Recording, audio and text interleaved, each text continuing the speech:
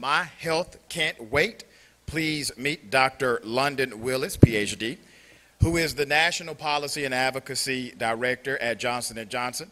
Over 20 years of experience working at the company. He has had continued success spearheading strategic initiatives to address healthcare disparities to help build a more equitable healthcare system. With a doctorate in healthcare administration, Dr. Wills is a passionate trailblazer who has created innovative solutions to ensure equitable access to healthcare for all. Let's give a round of applause for Dr. London Wills. Can you guys hear me okay? Awesome. So, man, I'm still in shock hearing that Dr. Johnson is the only urologist, African American, in New Jersey, of all places. It's like, I was having a conversation with him and my mind just kept going back. I was like, how does that even happen? But anyway, it's a pleasure to be here to Black Health Matters. Thank you guys for the opportunity. Thanks to all of you for investing in yourselves and coming out today. I want to start by telling a little bit about my why. And my why is this, like, why is health disparities so important to me? And I'll go back and I'm going to ask you all to participate and raise your hand momentarily, but I can remember being a child and did not know what health equity, health disparity was. Neither one of my parents went to college, but that should have been no excuse. They had a child, which was me, that was having neurological issues. And so I later learned that I was having 20 to 25 seizures a day, but I was going to a non-black physician who told my parents that I was depressed. And so they put me on an antidepressant. And every time my parents would ask questions, they would just continue to push them and say, I'm the doctor, you know, I know what's best for your child. And so after going to 3 physicians, still could not find an African American. So what Dr. Johnson is saying today, and that was like 20 years ago, that's still true, it's a problem. But still couldn't find an African American doctor, but I did find a doctor who cared enough to know and listen to what we had to say and listen to the actual symptoms that I had and put me in a unit and evaluated me and learned that I was having grand mal seizures and drop attacks, blackouts, and that was what was the cause of my medical condition. So that's part of my why and why I'm here today to really talk about prioritizing your health. That means so much to me, and I'm with Johnson & Johnson. I get the privilege every day to walk and create strategies for all of our innovative medicine business. I want to recognize my associate director who's in the audience, Dwayne Reed. And I do that because it's very rare that you find somebody that becomes like, I hate to say carbon copy, but someone who's as passionate, if not more at times, than I am about health disparities and really changing the trajectory of the way healthcare looks for Black people. So I'll start with the slide deck, I guess. Am I controlling the slides? Oops. There we go. Okay, so So I want to talk to you a little bit about this My Health Can't Wait. And this is important because it feeds back to my why. And my purpose every day is to get up and make sure that I am spreading the word to people of color who looks like me to make sure that they're getting the level of educational awareness, they're getting the right resources like Black Health Matters is providing today and all the other organizations that are supporting it, that we're proactively getting out and being a part of this and getting in front of it. So we created a resource called My Health Can't Wait. It's absolutely free. It is not a marketing ploy. It has nothing to do with drugs and everything to do with educational awareness. So in 2021, when COVID was amidst everyone, the med tech side of our business had created this platform called My Health Can't Wait. And it was really to help people who were having elective surgeries not put the surgeries off if they needed them. And so we have now brought this full circle and we put a spin on it with health equity. So what we do is we go around across the U.S. and really create awareness to get people of color to find ways to look at educational resources around all types of chronic conditions that we face, and most of the time we don't want to talk about until we find out that it's stage 3 or stage 4. And so now we have an opportunity that once we become educated, that we can do more with it. So we have a resource table out front. I ask you guys to just take note of the website. It's really catchy, myhealthcan'twait.com. You'll find all types of educational awareness, tools, and resources out there that will hopefully help you have informed conversations when you're going in to talk to your providers, okay? So what we've done is we partnered with, and we happen to have the Vice President of African American Male Wellness Agency in the audience, Natalie Donnelly. And I bring that up because, you know, this is not like a one-time thing. So we go across the country together.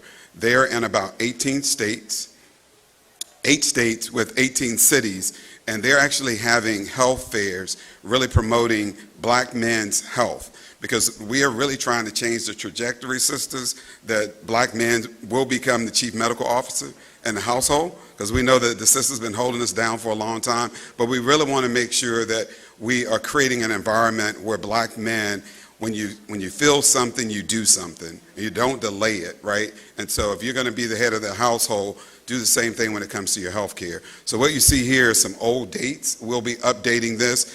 And we share this because this gives a list of where we go throughout the United States, pretty much it'll be from March until November, where we'll be having these events. And then also we participate with the African American Male Wellness Agency on black men's mental health.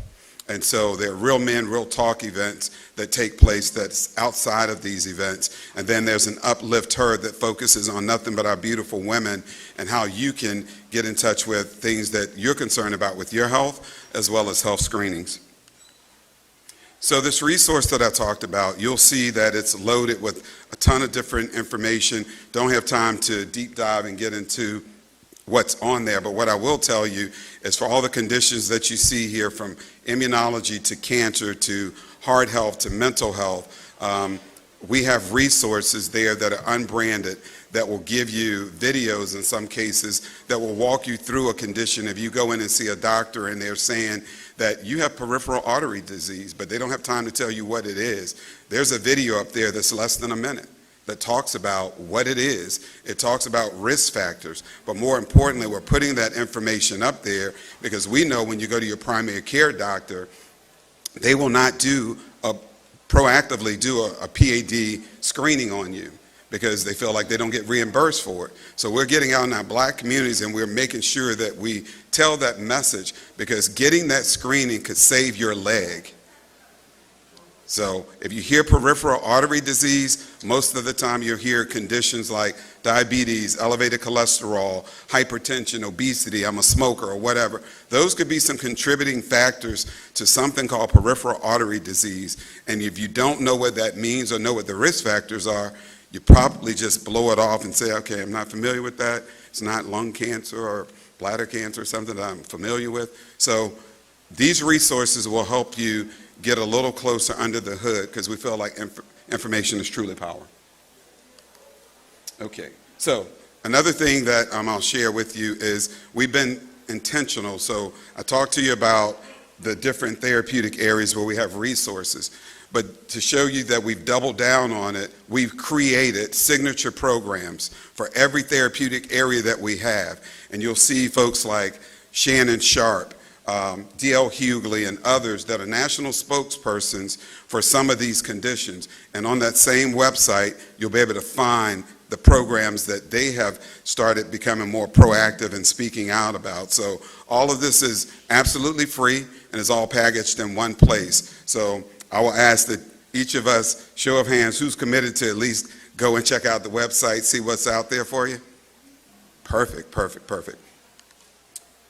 I think that's it. I'm going to start with the slide. So the other thing that I'll share that's a powerful resource that I will not do justice from the podium, but we do have a few copies left, but it is an online resource that you'll find at myhealthcan'twait.com, is a family tree.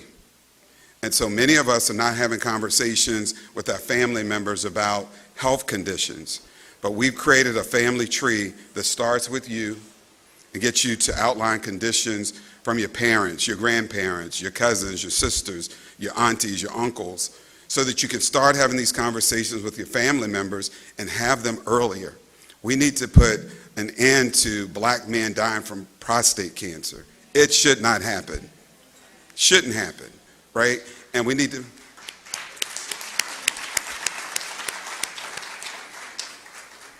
We also need to put an end to the fact that there are far too many times that when we hear about a family member with some type of chronic illness, oftentimes we hear about it being in stage 3 and stage 4. And we got to stop that. So we can do that, and I think you all are starting to do that right now by being here today and getting some educational resources that hopefully you will take back to your family. So that's all I have. I think we may have a few minutes for questions if there are any. Do we have any questions from the audience? Okay. Sorry. One, you have to wait for the mic so our virtual audience can hear you.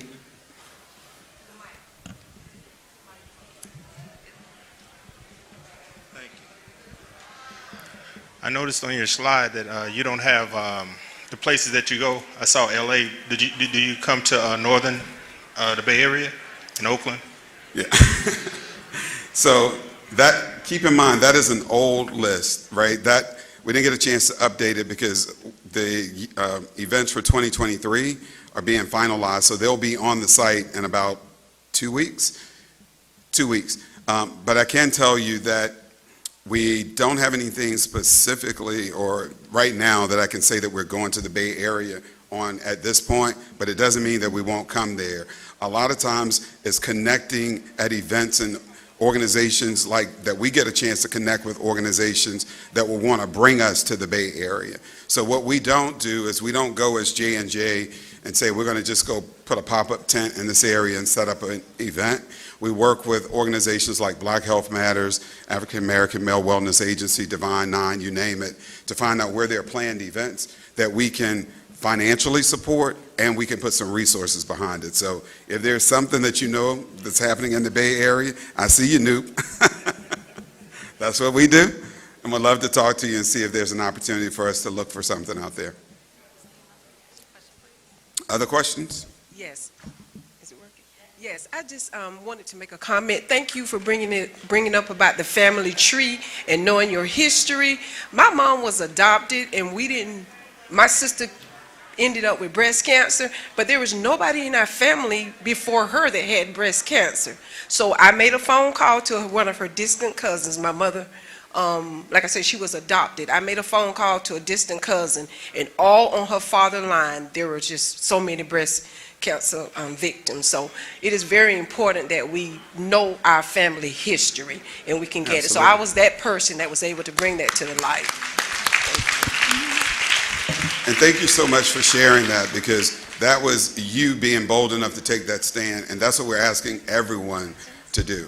We go to college campuses, specifically to HBCUs, and we have a variety of different programs that we bring to them to get them more into health. And we're surprised at the number of college students that are going back home.